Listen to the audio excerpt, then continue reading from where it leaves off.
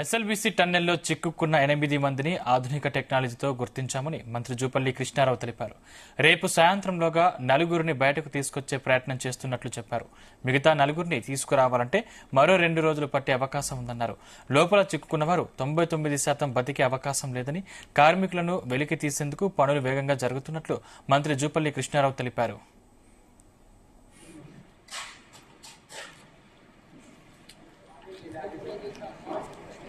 ఆ 4గురి ఆచూకీ పలానా దగ్గర అంటే ఉన్నట్టుగా గుర్తు జరుగుతుంది. అక్కడ సపరేట్గా అక్కడ మాన్యువల్గా మనుషుల ద్వారా కూడా మళ్ళీ తవ్వడం జరుగుతూ ఉంది. కొంత తవ్వడం జరిగింది.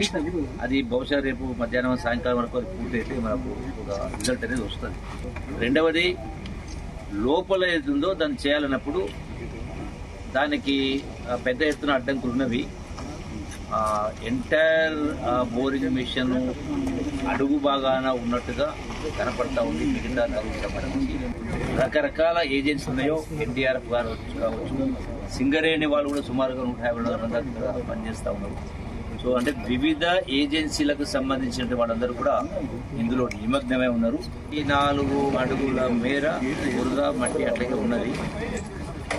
సో దానికి ఇంకొక రోజు ఎక్కువ సమయం పట్టవచ్చు, కొంత సమయం పడుతుంది. అయితే ఈ యొక్క డిపిఎం మిషన్ మొత్తం కట్ చేయాల్సి వచ్చింది. అంటే సుమారుగా 450 అడుగుల సుమారుగా నిలువైనటువంటి మొత్తం